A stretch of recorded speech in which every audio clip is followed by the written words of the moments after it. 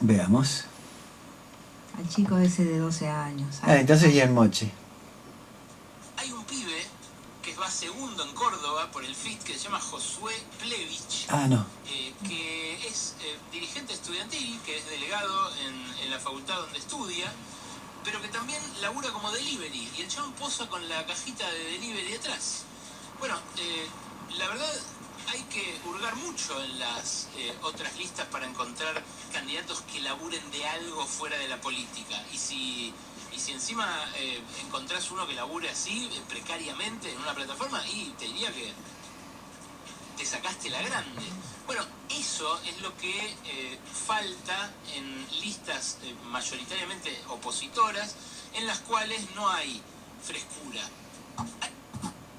Sí, la verdad que no era el que pensé que era, que había marcado para pasarlo. De todas maneras es muy importante lo que dijo Sí, Berkovich. Porque sí, lamentablemente acá parece que los únicos que tienen posibilidades de ocupar puestos políticos son los que tienen título universitario. Y como hay un dicho que dice la facultad faculta pero no educa, y es muy cierto. Y llevar un diploma bajo el brazo no es certificado de inteligencia. Eso ya lo sabemos y lo hemos visto no una vez, un montón de veces.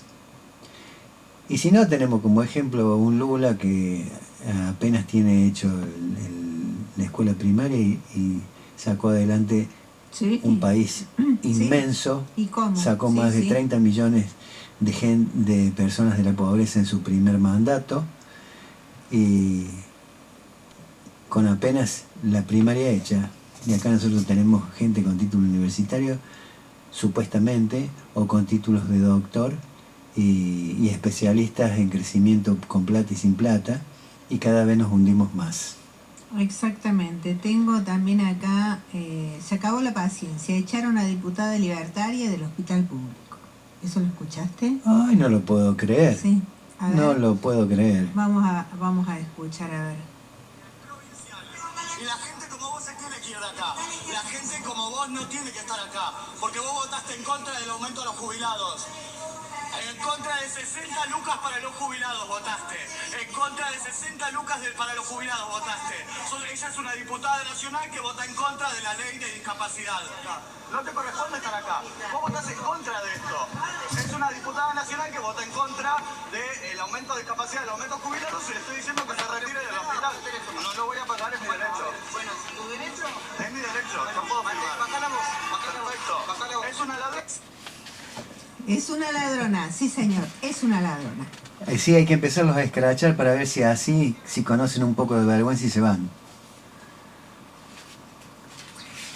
Exacto, porque están cantándose, digamos, en los hospitales públicos, cerrando todo, desabasteciendo, y va al hospital, ¿a qué va? Si odia a los chicos que están enfermos y discapacitados y todo. Sí, anda vos. Uniforme o disfraz, la delgada línea simbólica. En el acto conmemorativo del fallecimiento del general José de San Martín, el presidente Javier Milei asistió vistiendo un uniforme militar camuflado. El gesto generó interpretaciones diversas. ¿Se trató de un homenaje, de un guiño a las Fuerzas Armadas o de un simple disfraz fuera de lugar? La pregunta abre un debate interesante. ¿Vestir uniforme militar siendo presidente civil corresponde o es una performance simbólica? El uniforme militar es un símbolo socialmente construido de disciplina, obediencia y pertenencia institucional. Para un soldado, vestirlo es legítimo, pero cuando un civil, aunque sea presidente, lo hace, el significado se desplaza hacia la performance porque no existe la trayectoria castrense detrás. Desde el paradigma del consenso o funcionalista, el uniforme tiene funciones prácticas: cohesionar, identificar, organizar jerarquías. Cuando lo porta un presidente civil, esas funciones se alteran, se mezclan roles y se genera ambigüedad sobre la línea que diferencia lo militar de lo político. Desde el paradigma del conflicto, un presidente con uniforme puede interpretarse como alguien que toma prestada la legitimidad militar para reforzar su imagen de autoridad. En este plano, no es un gesto inocente, es una jugada simbólica que se lee como apropiación de un capital simbólico ajeno. Desde el paradigma del interaccionismo simbólico, el significado no está en el uniforme, sino en la mirada social.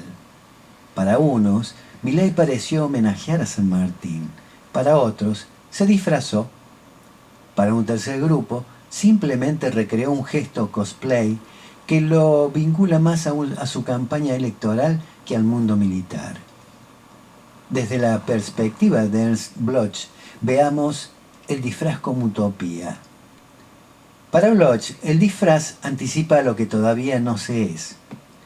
En campaña, Milei se vistió como capitán ANCAP, un superhéroe inventado que jugaba entre lo cómico y lo aspiracional. Este antecedente hace más difícil leer el uniforme camuflado como un guiño solemne al mundo castrense. Más bien, lo conecta con la lógica del cosplay político, apropiarse de trajes y personajes para proyectar imágenes de poder. El uniforme, entonces, no funciona como símbolo de lo instituido, sino como un disfraz que prolonga la teatralidad iniciada en la campaña. Hagamos una comparación histórica. En Argentina, presidentes civiles como Alfonsín, Menem, Kirchner, Cristina Fernández y Macri nunca usaron uniforme, aun siendo comandantes en jefe. La tradición democrática argentina enfatiza que la autoridad civil se ejerce con traje y palabra, no con camuflaje. En otras partes del mundo, como en Estados Unidos, ningún presidente civil vistió uniforme, ni siquiera en guerra. En América Latina, presidentes democráticos mantuvieron la separación entre lo militar y lo civil. Solo en gobiernos de facto se usaba uniforme desde la presidencia. En este contexto, la elección de Milei se aleja de la tradición democrática y se acerca más a la estética de campaña que al simbolismo castrense. O sea, digamos, el uniforme militar no es disfraz para un soldado, pero en un presidente civil se transforma en performance ambigua. El antecedente del capitán ANCAP potencia la percepción de continuidad. Milei no está homenajeando a San Martín desde la solemnidad institucional, sino prolongando un estilo personal de política escenificada más cercano al cosplay que al protocolo militar. En democracia, los símbolos importan, y cuando el traje de presidente se cambia por un uniforme, la pregunta inevitable es: ¿estamos viendo un comandante, un civil electo o un personaje en busca de escena? Piénsenlo.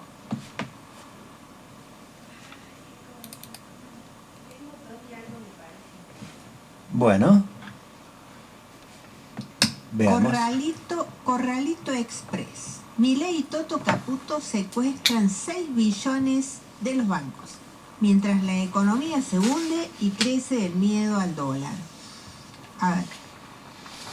El gobierno de Javier Milei, con el ministro Luis Caputo y el presidente del Banco Central, Santiago Bausili, decidió aplicar un corralito a la liquidez. Desde el lunes, los bancos no podrán disponer libremente de sus excedentes. Deberán depositarlos en cuentas remuneradas del Banco Central o invertirlos en bonos del Tesoro que quedarán inmovilizados. El anuncio lo hizo Federico Furiasi, director del Banco Central de la República Argentina, en la red social X. Los pesos excedentes de la licitación de hoy serán absorbidos de manera inmediata. La operación se realizará con nuevos encajes remunerados y títulos públicos. La decisión surge tras una licitación fallida de la Secretaría de Finanzas, encabezada por Pablo Quirno, que dejó 6 billones de pesos sin renovar en el mercado. El objetivo oficial es impedir que ese dinero vaya al dólar y agrave la tensión cambiaria. Para algunos analistas, esta maniobra restringe el movimiento de pesos, pero también limita la capacidad de crédito de los bancos, lo que podría profundizar la recesión. Bueno, acá dice, para ampliar la información, hay que ir al sitio argentinadesigual.com. Pero es grave esto. Ya lo creo que sí. Bueno, ¿tenés algo? Sí. Por tener tenemos. Por tener, mira, tenemos un montón de material, Bueno. Mucho que lo tenemos atrasado, pero que se puede ir dando en sucesivos programas porque son atemporales. Tienen plena vigencia. Sí, también tengo yo acá más. La soja, un yuyo. El sábado 26 de julio del 2025, en la Sociedad Rural Argentina, Javier Milei, en el segmento más ovacionado de su discurso, expresó: ¿recuerdan la fijación que tenía la doblemente condenada y ahora presidiaria con llamar yuyo al producto que había financiado toda su aventura colectivista? Todo mentira. Ni Cristina Fernández de Kirchner tiene una fijación con la soja, más bien la derecha la tiene con ella. Ni se refirió a la soja en forma peyorativa, fue exactamente al revés. Utilizó una alegoría muy difundida del mundo rural para graficar y ponderar la nobleza del cultivo. Cristina, el 31 de marzo del 2008, en pleno conflicto por las retenciones, dijo: la soja es prácticamente, en términos científicos, casi un yuyo, que crece sin ningún tipo de cuidados especiales. Y es correctísimo lo que manifestó. Claramente es un elogio. No hay ninguna carga negativa en el concepto. No hay que ser muy perspicaz para entenderlo. Si se toman el mínimo trabajo de ver el video, lo comprobarán con facilidad. Está disponible en YouTube. La comparación de la soja con un yuyo para resaltar sus bondades se repite desde hace décadas en la pampa húmeda y fue uno de los argumentos que más ayudó a su discusión y difusión como cultivo. Recuerdo haberlo escuchado por primera vez a mediados de los 70 en mi casa. Fue cuando mi tío, Pepe Peretti, quería convencer a mi papá de que había que sembrar soja. Es un yuyo, Miguel, resiste todo y tiene mucho futuro. Es una figura retórica usada en cuanta conversación se desarrolla en torno a la oleaginosa. Cuando se juntan dueños de campo, chacareros, maquinistas y o contratistas rurales y sale el tema de la soja, aparece lo de la soja es un yuyo, la sembras y chau. Se repite como un mantra que lo explica todo. No hay dos maneras de entender esto que no sea como un elogio, excepto cuando lo dice Cristina Fernández de Kirchner.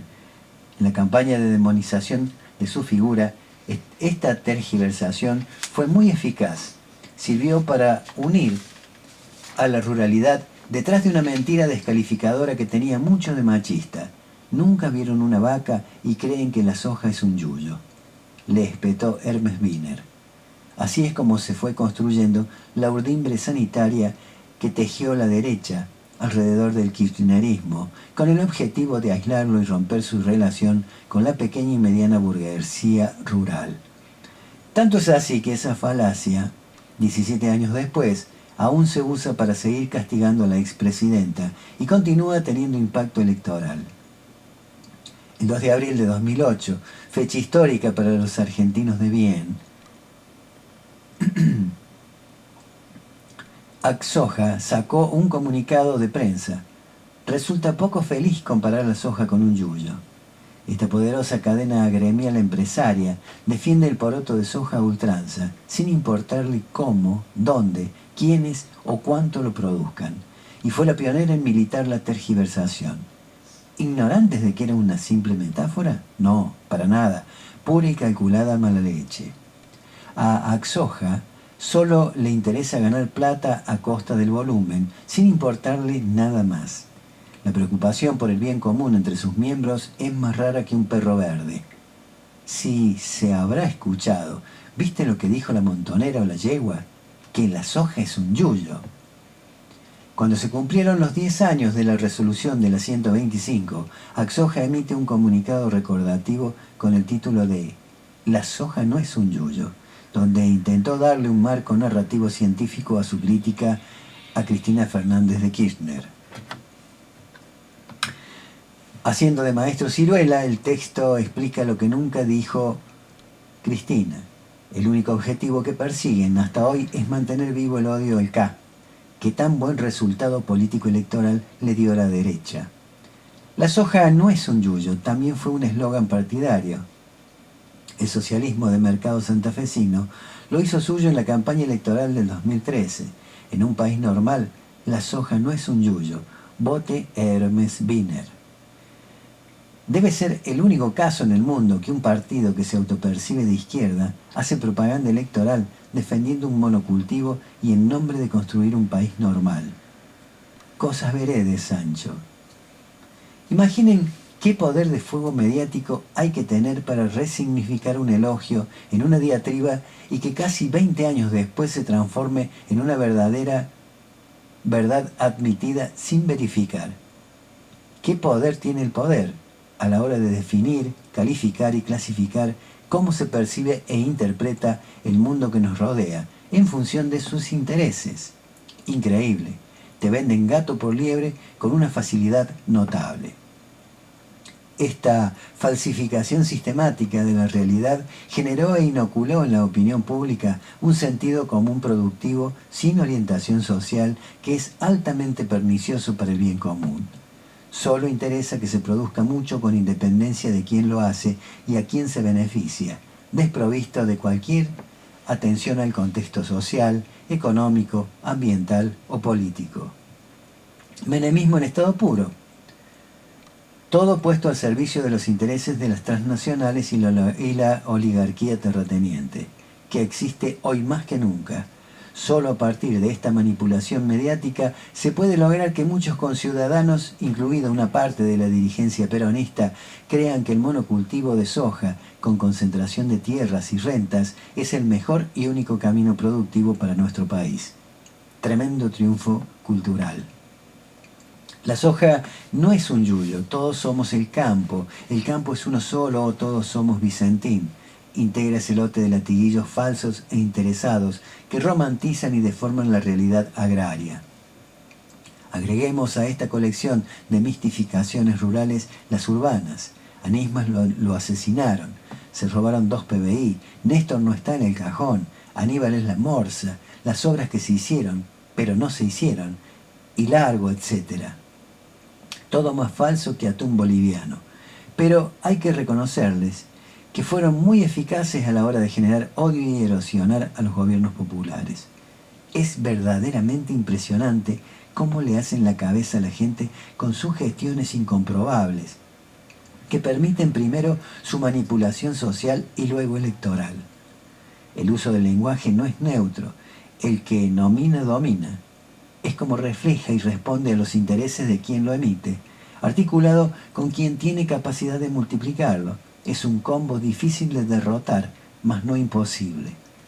Una herencia nunca suficientemente valorada del K es que muchos aprendieron a leer las noticias a partir de lo que sucedió en aquella época y su lucha contra los monopolios mediáticos. Hasta la llegada de Néstor, el campo nacional y popular carecía de liderazgo. Predominaba el desasosiego, la intuición y había mucha espontaneidad en la lucha. El 2001 fue hijo de esos componentes. Hasta el 2003 no había un punto de acumulación. El PJ, a partir del menemismo, se transformó en el partido que piloteó el ajuste neoliberal. No existía una guía política en el sentido correcto que organizara la lucha y pusiera todo el énfasis necesario en enfrentar a los grupos de poder, como lo es el sojero. Eso fue y es el K.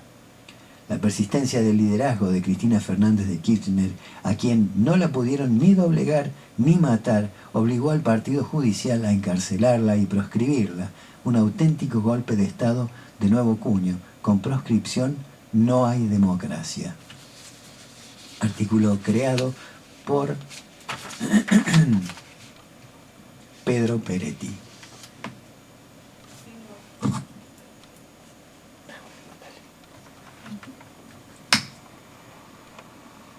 Tengo un audio acá importante. No es muy largo, así que Bueno. ahí va. ¿Qué nos pasó como sociedad que no reaccionamos ante la brutalidad y la crueldad de este gobierno? ¿Qué nos pasó a los argentinos que miramos para otro lado cuando le pegan a los viejos, cuando le pegan a los discapacitados, cuando hacen que nuestros chicos se mueran de hambre? ¿En qué momento los argentinos nos convertimos en lo tibio que somos ahora? ¿Cuándo permitimos que un gobierno nos pisotee la cabeza de la manera que este gobierno nos está pisoteando? ¿Hasta cuándo vamos a permitir que nos sigan quitando derechos, que nos sigan destruyendo, que nos sigan matando de hambre? ¿Hasta cuándo? ¿Qué estamos esperando? ¿Que los gordos de mierda, eso, los que se vendieron el primer día, salgan a decir algo? No lo van a hacer. No podemos esperar a dirigentes a los que no les importamos. Los argentinos tenemos que pelear por los argentinos. No podemos seguir indiferentes ante el dolor, ante el hambre, ante la injusticia. ¿Qué mierda nos pasó? ¿En qué momento dejamos que este energúmeno nos pisotee de la manera que nos está pisoteando? No esperemos sindicalistas, no esperemos dirigentes políticamente correctos. Es momento de que los argentinos de una vez y para siempre le digamos basta, Milei, basta. Muy, La muy peroncha bueno. Sí, sí. figura. Muy bueno, muy bueno. Sí, Muy bueno. realmente. Vamos a los anunciantes. Es lo que pensamos todos, lo que dijo ella. Exactamente. Esperemos que cale profundo eso. Ujú. YPF Barale Hermanos, Sociedad Anónima, que te brinda, además del mejor combustible, un lugar placentero donde disfrutar de un café, una merienda al paso, con la mejor atención. Recibimos todas las tarjetas. Con YPF Serviclub, todas tus compras suman y obtenés promociones y descuentos. Cambio de aceite, chequeo integral en YPF Boxes, que podés pagar con naranja en 6 cuotas sin interés. YPF Barale Hermanos, Sociedad Anónima, te espera en Avenida Sabio, Camino Almafuerte, con el mejor servicio. Veterinaria Priotti te ofrece una especializada atención para tu mascota, planes sanitarios, cirugía de media y alta complejidad, traumatología, cardiología, radiografía digital, ecografía, electrocardiograma, odontología, laboratorio de análisis clínicos. Veterinaria Priotti, donde tu mascota tiene voz, está en Esperanza 1482. Urgencias 3571 69 28 69. WhatsApp 3571 32 76 07. Y en Instagram, Veterinaria Priotti. Misceláneas de María Susana, en Leandro Alem 950, tiene la indumentaria para toda la familia. Bebés, niños, jóvenes y adultos se visten en Misceláneas de María Susana, Alem 950, teléfono 3571 60 70 21, Río Tercero. Llegate a Miscelánea María Susana. No te vas a arrepentir cuando veas los precios, calidad y variedad de prendas. Comprobarás que valió la pena y te vas a llevar todo. Te recuerdo nuevamente la dirección. Alem 950, Río Tercero. Miscelánea María.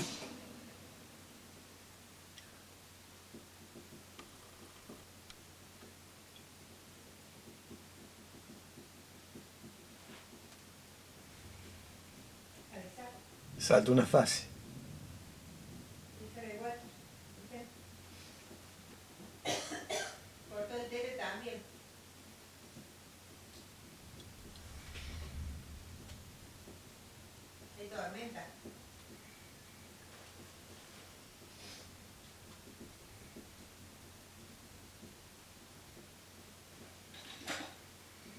de la